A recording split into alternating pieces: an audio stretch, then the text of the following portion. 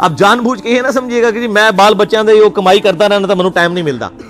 جان بوجھ کی ڈیفینیشن بھی نبی علیہ السلام نے بخاری اور مسلم میں موجود ہے کہ اگر کوئی شخص بے ہوش ہو جاتا ہے یا سویا رہ جاتا ہے, یہ دو آپشنز ہیں, یا تیسرا آپشن ہے وہ بھول جاتا ہے, تو جیسے یاد آئے اسی وقت وہ والی نماز پڑھ لے.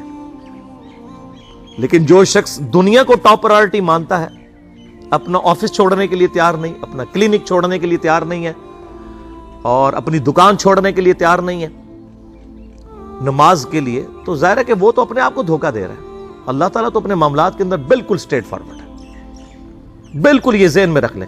جامعہ ترمذی میں صحیح سند کے ساتھ موجود ہے, عبداللہ بن شفیق تابعی رحمہ اللہ تعالیٰ کہتے ہیں کہ صحابہ کرام علیہم رضوان صرف نماز کے چھوڑنے کو ہی اعمال میں سے کفر سمجھتے تھے. یعنی وہ کسی کو نماز پڑھتا ہوا دیکھتے تھے تو کہتے تھے یہ مسلمان ہے, اور کسی کو نماز پڑھتا ہوا نہیں دیکھتے تھے تو وہ کہتے تھے یہ کافر ہے. یہ جامعہ ترمذی ہے, یہ کوئی سٹوری بک نہیں میں سنا رہا آپ کو. مسند احمد میں صحیح سند کے ساتھ حدیث ہے, نبی صلی اللہ علیہ وآلہ وسلم نے معاذ ابن جبل سے فرمایا, معاذ اللہ کے ساتھ کسی کو شریک نہ ٹھہرانا, خواہ تمہارے ٹکڑے ٹکڑے کر دیے جائیں, تمہیں سولی پہ چڑھا دیا جائے, تمہیں آگ میں جلا دیا جائے, اللہ کے ساتھ کسی کو شریک نہ ٹھہرانا.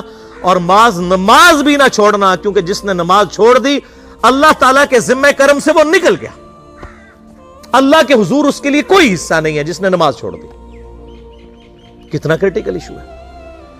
اور اسی طریقے سے مسند احمد میں ہی ایک اور حدیث ہے کہ آپ صلی اللہ علیہ وآلہ وسلم نے فرمایا, جس شخص نے اپنی زندگی میں نماز کی حفاظت کی, قیامت والے دن وہ نماز اس کے لیے نور ہوگی, نجات ہوگی, اور اس کے حق میں دلیل ہوگی.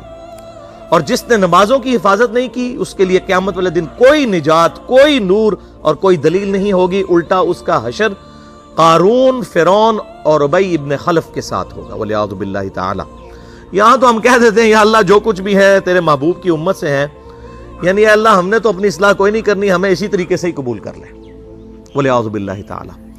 اور کچھ ویسے علماء کا بھی اس میں بڑا برا کردار ہے کہ انہوں نے نماز کو بھی اتنا مشکل فرض بنا کے پیش کیا ہے کہ ایک عام آدمی کے لیے, اور جو دنیاوی معاملات کے اندر بھی انوالو ہے, اور کسی ایسی عورت کے لیے جس کے کئی بچے ہیں, مطلب اس روٹین کے اندر اس نماز کو مینج کرنا مشکل ہو جاتا ہے. ہمیں تو عشاء کی صرف 17 رکعتیں بتا دی گئی ہیں, حالانکہ 24 گھنٹے کے اندر ٹوٹل نماز کی رکعتیں 17 ہیں جن کی اکاؤنٹیبلٹی ہے.